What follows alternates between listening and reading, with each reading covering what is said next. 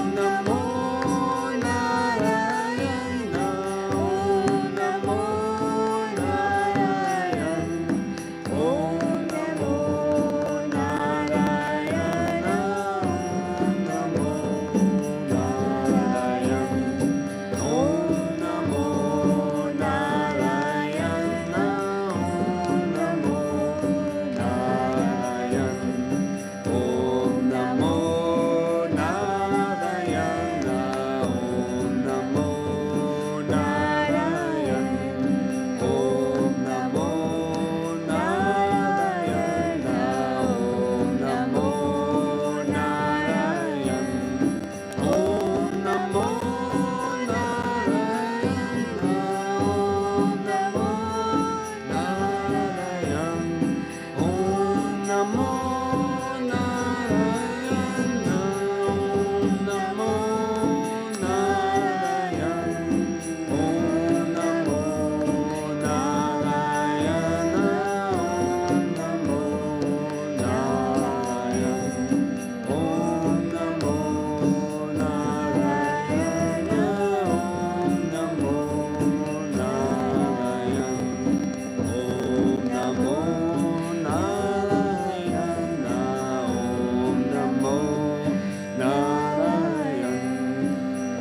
Om Namo Narayana. Om Namo Narayana. Om Namo Narayana. Om Namo Narayana. Om Namo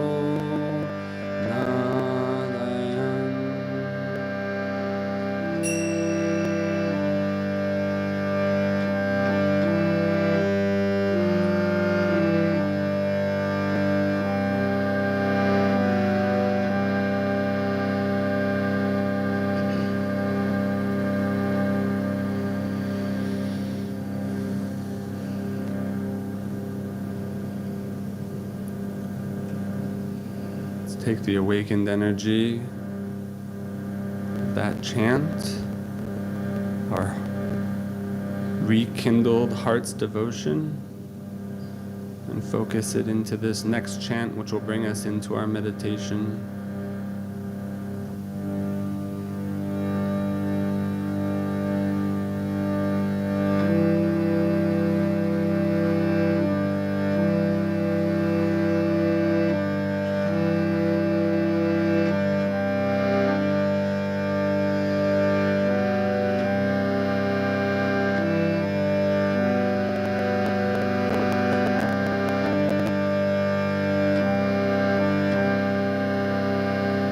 Shri Ram, Jai Ram, Jai Jai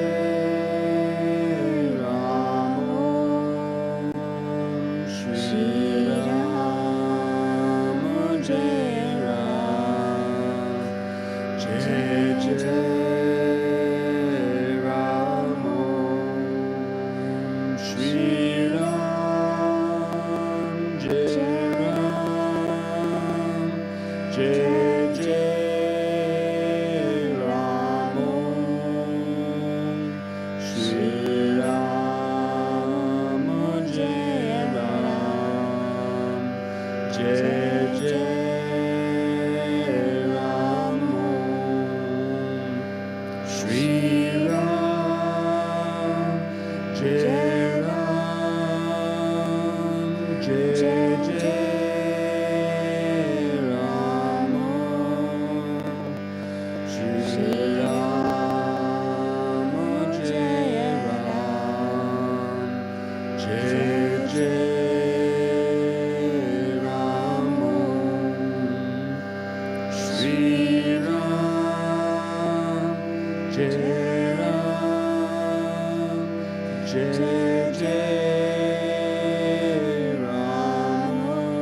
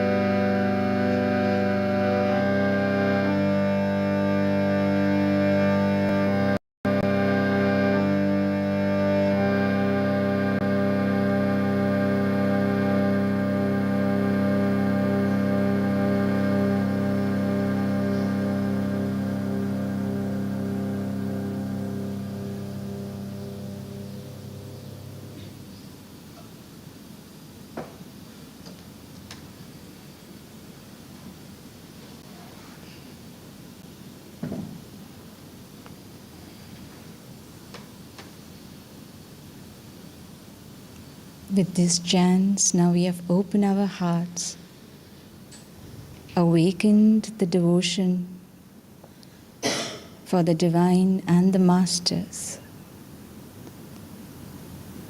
Let's meditate and offer this devotion to our masters at the point between the eyebrows. Let's check our posture, spine to be straight. Close your eyes, uplift your gaze at the point between the eyebrows. And let's offer ourselves our devotion to the divine, to the masters. We will be meditating for 5 minutes now.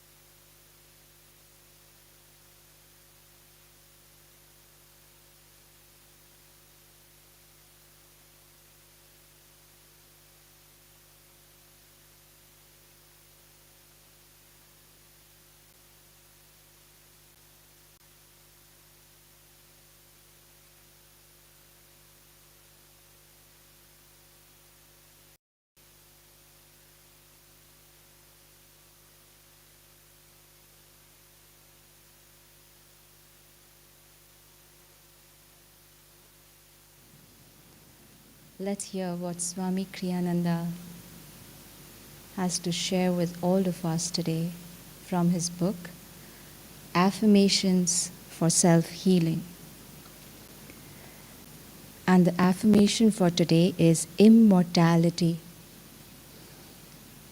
You are not your body. You're not your thoughts, your desires, your changing personality. Your body has a certain age, but you, yourself, have no age. Your body may tire or become unwell, but you yourself, the fatigue-less soul, cannot tire, can never know disease. Tell yourself always, I'm a child of eternity. Don't be identified with your outward form, nor with the change, but live in timelessness. It is our identity with change that creates the illusion of passing time. Feel that through all outward changes, you, the immortal soul, remain the same. Death itself will be but one more change. Be not identified with it. Then, when death comes, you shall rise in eternal freedom. Let's affirm together. We'll affirm loudly, all of us together. I'm a child of eternity. I'm a child of eternity. I am ageless. I am ageless. I am deathless. I am deathless. I am the changeless spirit at the heart of all mutation. I am the changeless spirit at the heart of all mutation. Now a little softer, keeping our gaze at the point between the eyebrows and feeling each and every word of this affirmation. I'm a child of eternity. I'm a child of eternity. I am ageless. I am ageless. I am deathless. I am deathless. I am the changeless spirit at the heart of all mutation. Now let's be very gentle with our words, with the sound, as we go deeper in each and every word of this affirmation. I'm a child of eternity. I'm ageless. I'm deathless. I'm the changeless spirit at the heart of all mutation. Now whispering, even going deeper into each and every word. Let the gaze be constant at the point between the eyebrows. I'm a child of eternity. I am ageless. I am deathless. I am the changeless spirit at the heart of all mutation.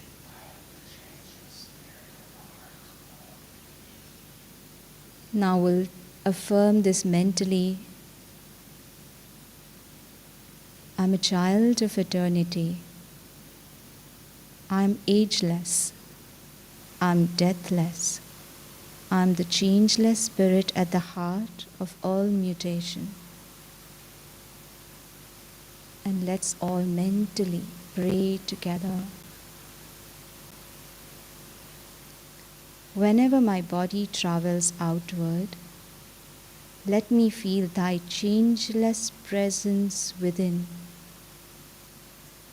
Wherever my thoughts take me, let them return always, like prodigal children, to find repose in thee. Om Shanti.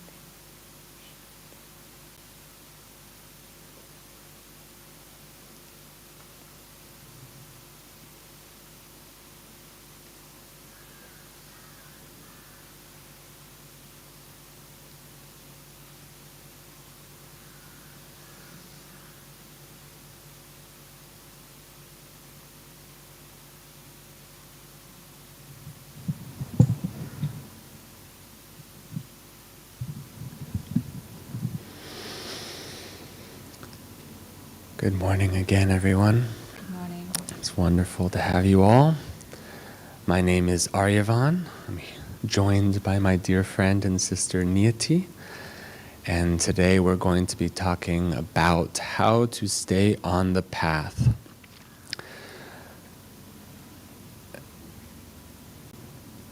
First, I think we need to establish what is the path that we need to be staying on. Master, what many of us call our guru, Paramhansa Yogananda, once answered a question by one of his disciples. The disciple said, "Master, will I ever leave the path?" And Master replied, "How could you? Everyone in the world is on the path." In that way, we can say that the spiritual path is really just life itself. From every creation myth of every culture, there is a beginning, and then we carry on, then we're here, and at some point, whether they describe it in detail or not, there's an end. I find it interesting that even in the creation myth that is science in 2022, we have something very similar happening. The Big Bang happens, everything is cast out, expands, and then, at least according to some scientists, the theory is that it will one day contract back onto itself. Others say it'll continue into endlessness. From a spiritual perspective, both could be true. The Vedas describe, I believe it's the Vedas, describe God at the beginning of a day of Brahma, casting all of creation out into manifestation. And then when it's time for a night of Brahma, it all is drawn back in. And then we sleep. And then it goes on again. In either case, Master also said, somebody asked him once, what happens at the end? What is at the end? And he said, there is no end. You just go on until you reach endlessness, which is an interesting thing in itself. But there's also the reality of where we are right now, which maybe enjoys thinking about these cosmic verities. I know I do. But there's not a lot with that I can apply in my daily life. So there's another question that was asked to Master by one of his disciples, said, will I, basically something similar. Actually, no, the disciple wanted to do something. He wanted to leave the ashram just for a while and come back. And the Master said, if you leave now, it will be lifetimes until you return. And that disciple did end up leaving. And the Master knew there was nothing he could do about it, but still felt sad in his own infinite way. So from this perspective, there is a path that we can leave. And it becomes a very tricky situation because throughout history, a great soul will come, they will establish a teaching, they will explain Sanatana Dharma, the eternal truth, in their own way, whether it's Jesus or Buddha or Krishna or any of the great ones. And then they will go, and in their place, a religion is born. And the religion gives you certain things that you need to follow. You must do this, this, this, and this. In the Old Testament, Moses, who also was an avatar, gave literally 10 rules that they should follow. Thou shalt not do this, thou shalt do this, and that is the guide for them. Unfortunately, or fortunately, maybe it's a good thing, I think it's actually a good thing, we live in a different age.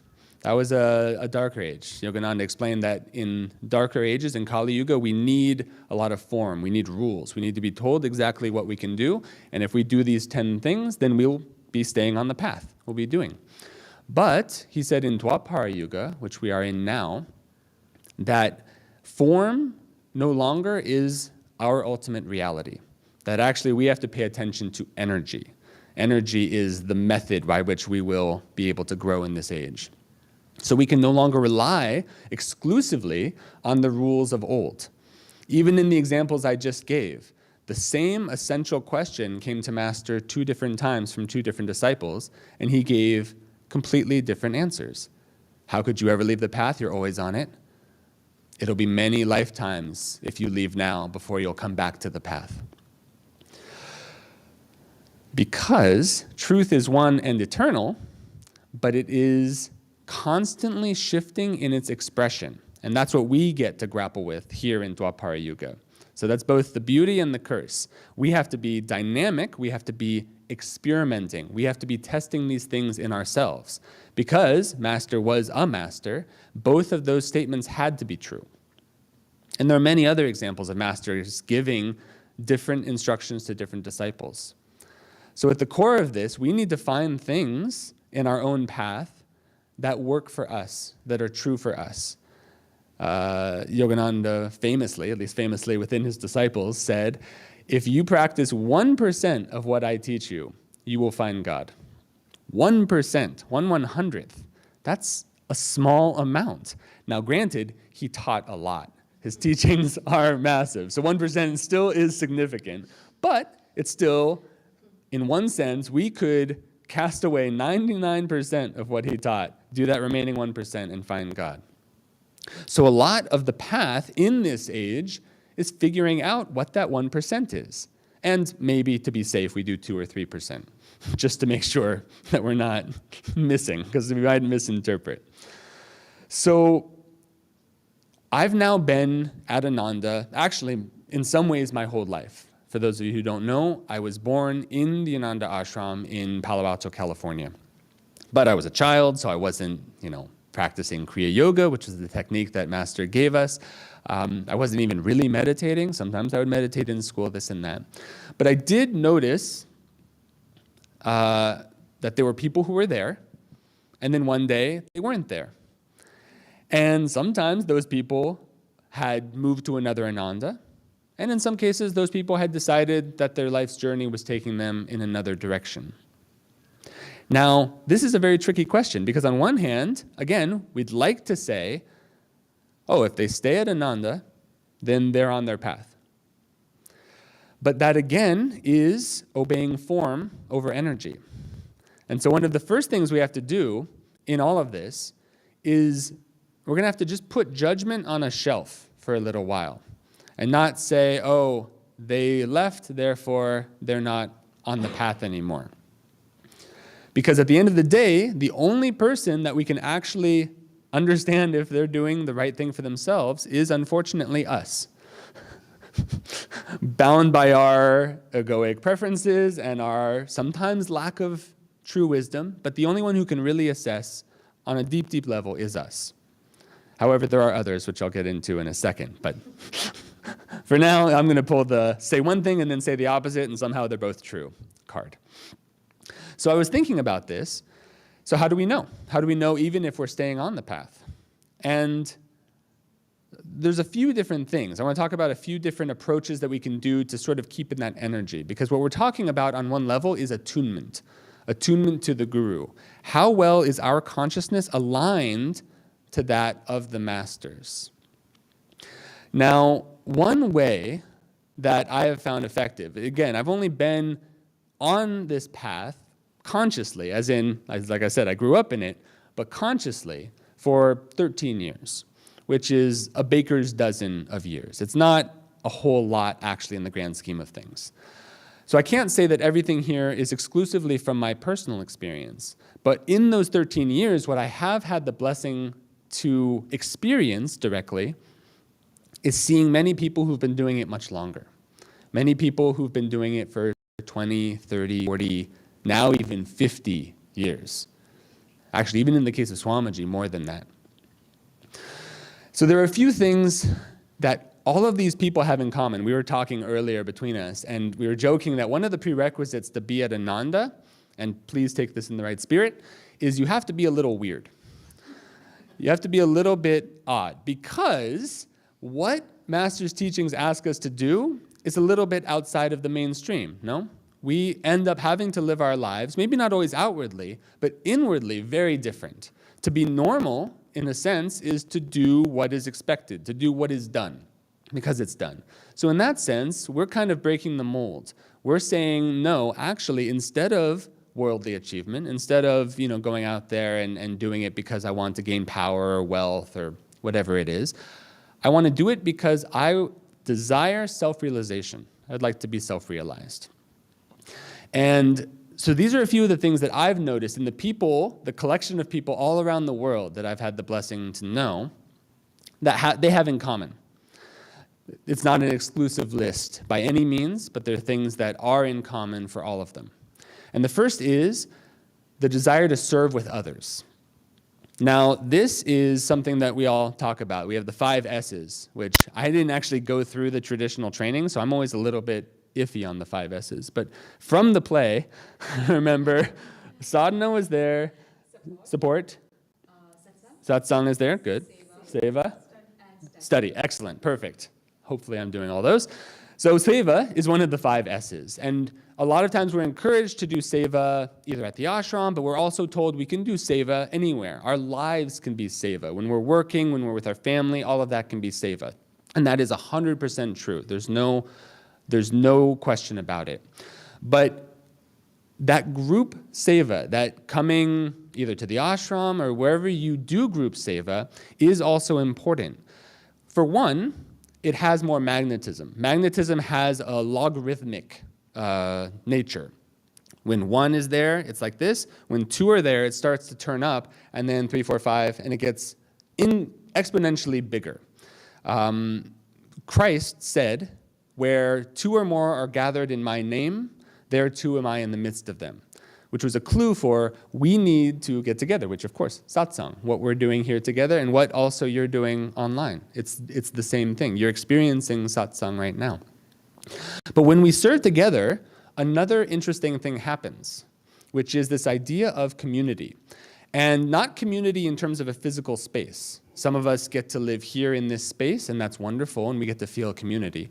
But community really is that relationship, in this sense, spiritually, between Guru Bhais. And the fact that we actually are a spiritual family. And that is actually a reality. That's not just a sweet thing to say because we all happen to have the same guru. But if you think about the fact that this is not our first life, this hopefully will be our last life, but it may not be. And what Master said was it takes very, very, very good karma even to want to know God. So most likely we've been doing this a long time. But this family, all of us together, if you're attracted to Master, if you're attracted to these gurus, this is not the first time we've known each other. We've met before in different bodies, in different lives, in entirely different contexts, but we've met before. And you can feel that in the joy that you feel when you meet somebody. Sometimes you meet a Guru Bhai for the first time and you're like, you're a dear friend. Sometimes also, though, you meet a Guru Bhai for the first time and you're like, uh-oh. That's not good. There's like an aversion. Sometimes we're the north and south pole of a magnet and we stick together and we're friends for life. Sometimes we're the north and north and we repel. And this is actually why serving together is so important. Because when we serve together, whether we are north and south, like glue, or whether we're north and north and we want to repel, all of that is for our spiritual growth.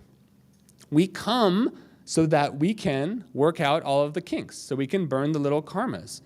And group service is that opportunity. Working on projects together, doing things together as Guru Bhais is where we actually, it's like sandpaper.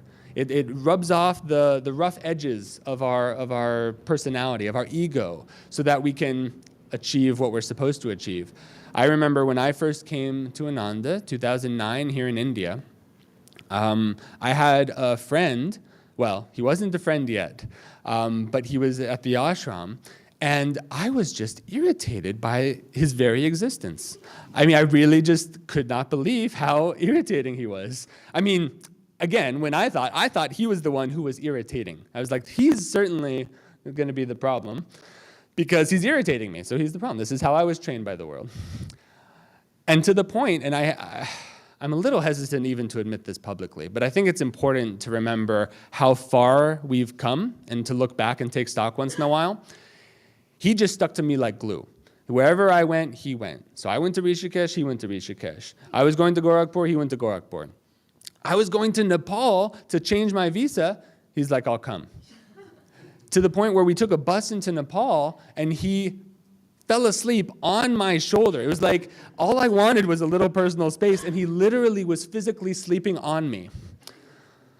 And so I did something that I'm not proud of, which is I abandoned him in Kathmandu, Nepal.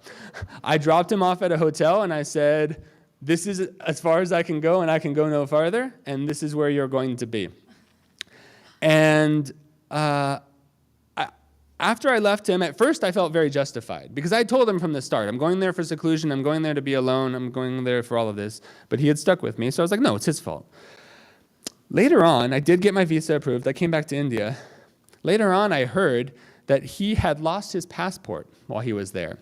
And here's the thing, this guy, he was actually a dear soul, but he was not super on the physical plane. And I should have seen that coming. And so he had lost his passport. He had ended up roaming around Nepal for a while, trying to get home. Eventually, he was able to get to the consulate and figure it out. He came back to India. And we were reunited. And it was at that moment that I realized I cannot escape my karma. Nayaswami Asha, who many of you may know, she teaches in California, and she's actually coming here soon to visit. She said something very interesting that's really stuck with me. You do not get out of karma by doing it badly. And there he was. There was my karma. He had come back. He even then followed me to Europe. And so what I figured out was, if I'm going to get through this, I'm going to have to do something. I'm going to have to take this into my own hands. And after some experimentation, I came to realize, I don't know if it was something Swamiji said or something somebody said, but I realized the only way through this was for him to be my brother, was to really get to the point where I actually loved him. And there was no great aha moment with this. It took just daily practice of, no, I love him. No, I love him. No, actually, I love him. And then one day, he was having a tough time. He had slept outside, and he had ants all over his tent. And he was slamming, he was trying to shake the ants out of all of his clothes. I mean, it was very, very sad. And in that moment, I had a genuine experience of loving him. My heart went out to him. And I went and helped him with his, getting rid of the ants and all. But after that moment, there was nothing. There was nothing left. There was no charge. And this is it. I have other experiences as well. The universe will find a way to tie you together when it knows that there's something here to grow.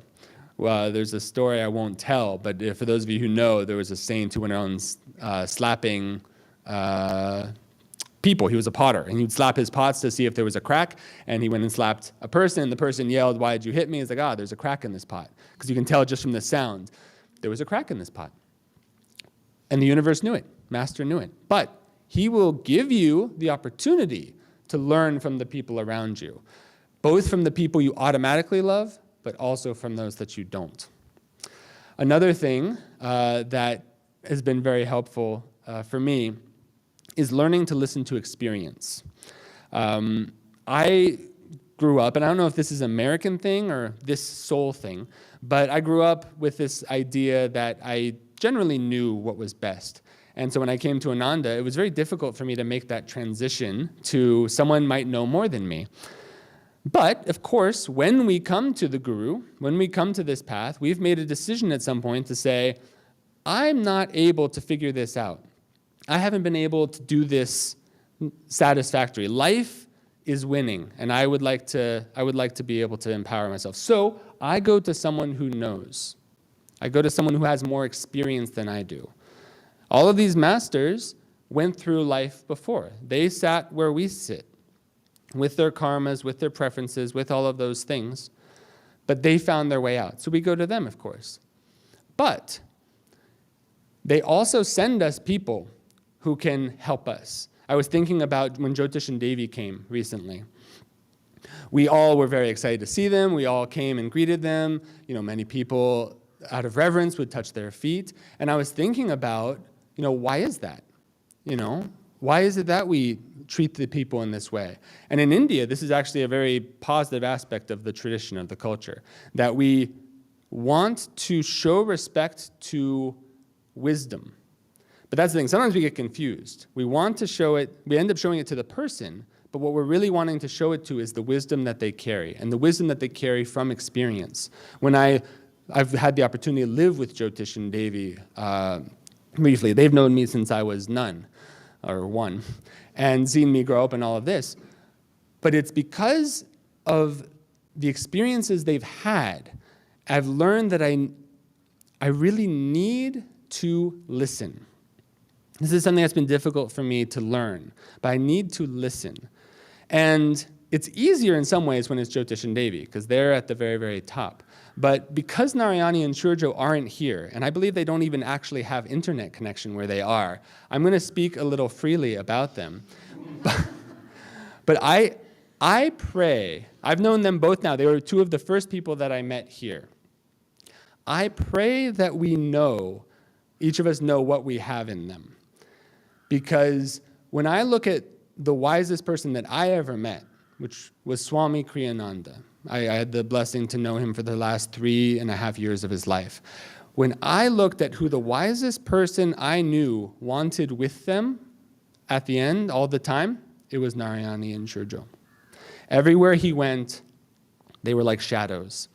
And we have to understand that you can simultaneously be a dear friend, but also recognize that when somebody has really committed themselves to this path, has given up most of their freedom for this path in order to serve, that whether or not it's coming from them, they have opened up a space to allow grace to flow through, to allow Master to flow through.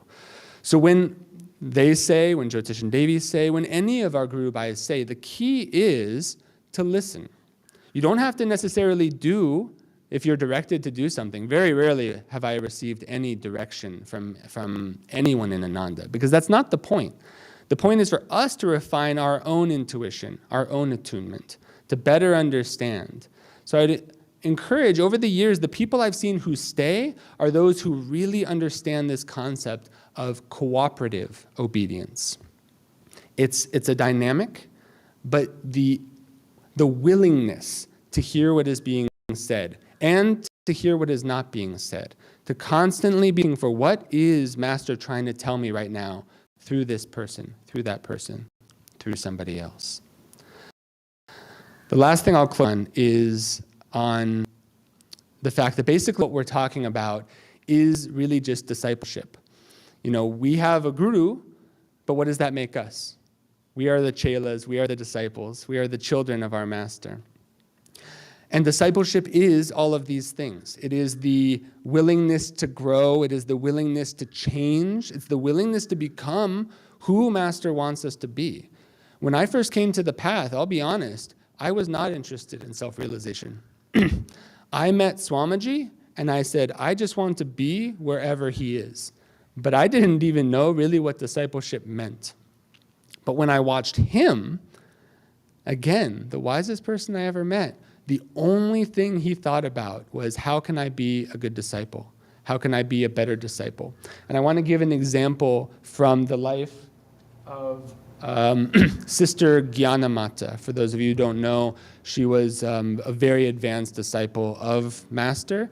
She found liberation in this life, and she lived in his time, of course.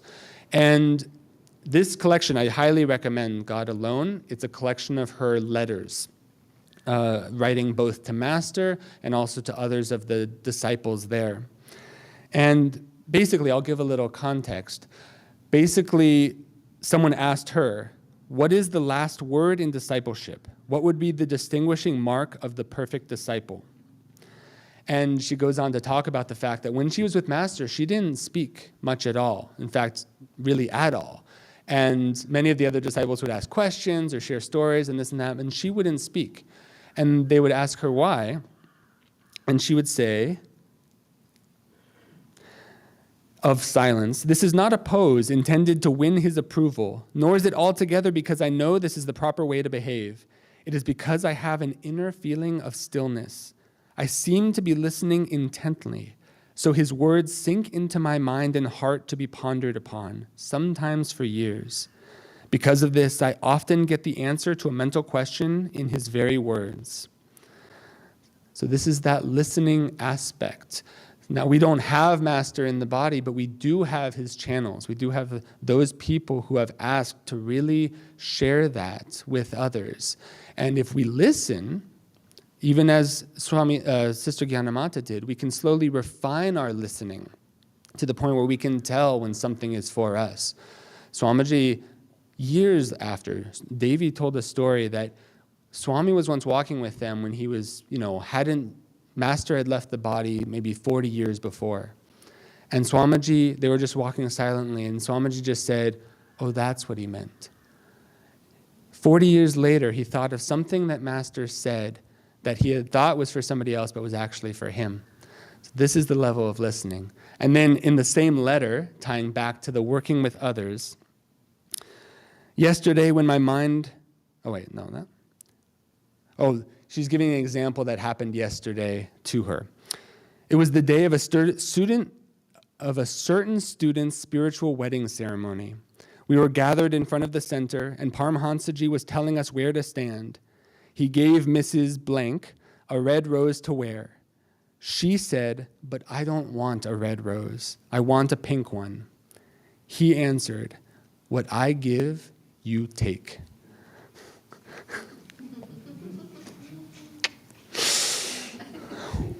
When we can see everything that comes to us, whether Guru Bhai or stranger, situation at work, situation at home, as what Master gives, we take, we'll find that everything becomes easier. And whether that leaves us here, whether it takes us to another place, who knows what will happen in our lives. But if we can learn to see everything as a gift from Master, as a tool of Master's to help refine us, to help us grow spiritually, we will always be on the path.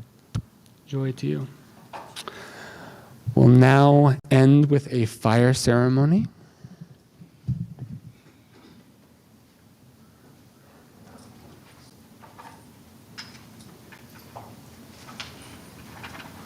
I'll ask everyone to stand and leave just a little corridor here for the camera.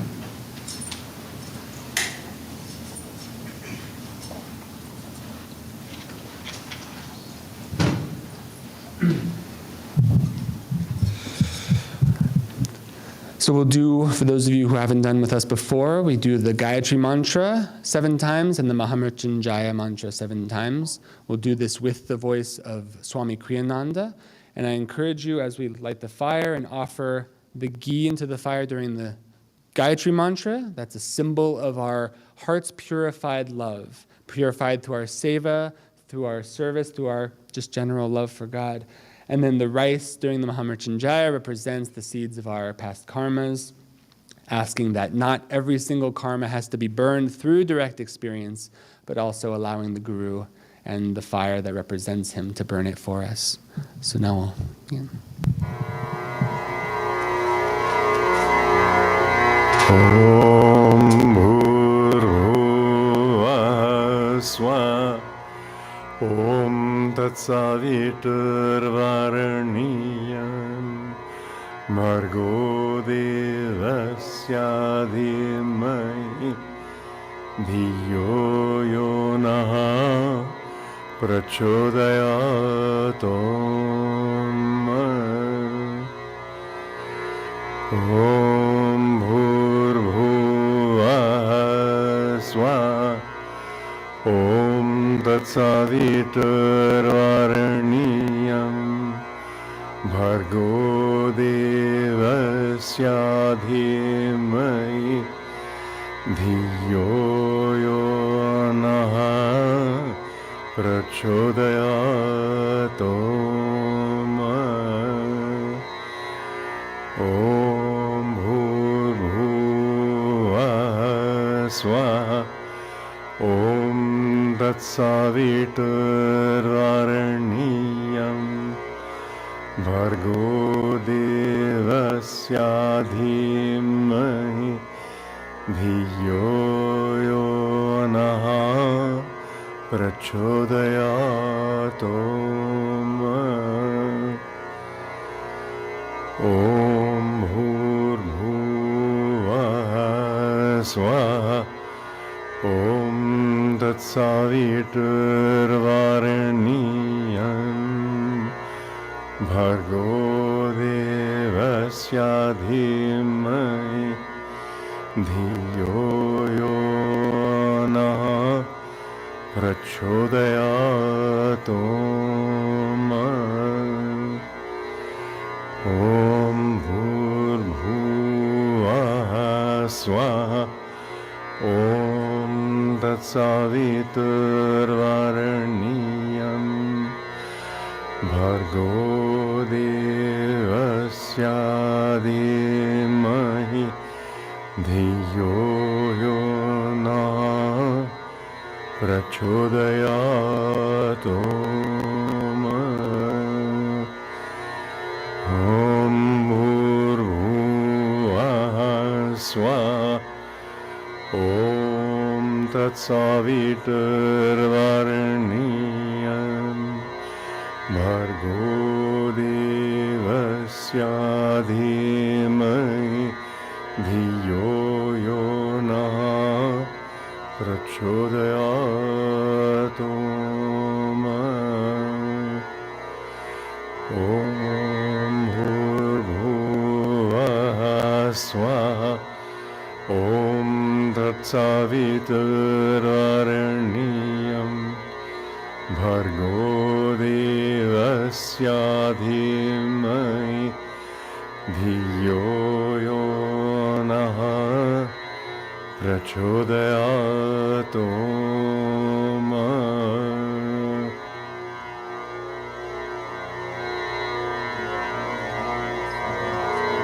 Om Triambakam yajamahe sagandhim pushtivardhanam urvarukamiva bandhanam mrityormukshiyamamritat swaha. Om Triambakam yajamahe sagandhim pushtivardhanam urvarukamiva bandhanam mrityormukshiyamamritat swaha. Om Triambakam yajamahe sagandhim pushtivardhanam urvarukamiva bandhanam mrityormukshiyamamritat swaha. Om Triambakam yajamahe sagandhim pushtivardhanam urvarukamiva bandhanam mrityormukshiyamamritat swaha. Om Triambakam yajamahe sagandhim pushtivardhanam urvarukamiva bandhanam mrityormukshiyamamritat swaha. Om Triambakam yajamahe sagandhim pushtivardhanam urvarukamiva bandhanam mrityormukshiyamamritat swaha. Om Triambakam yajamahe sagandhim pushtivardhanam urvarukamiva bandhanam mrityormukshiyamamritat swaha.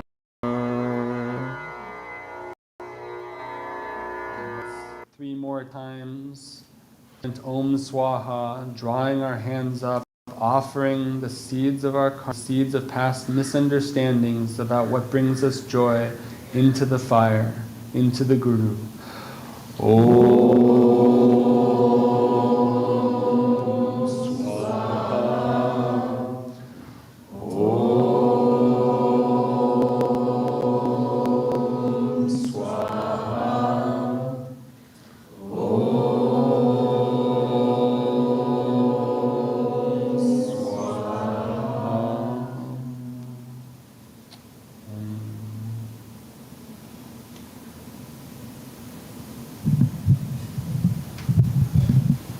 Let's end now with a prayer. Divine Mother, Heavenly Father, Friend, beloved God, great masters of Kriya Yoga, beloved Guru Deva Paramhansa Yogananda,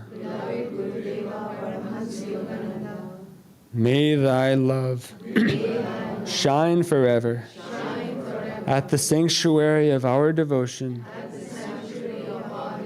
and may we be able awaken thy love in all hearts, in all hearts. Om Shanti, Shanti, Shanti.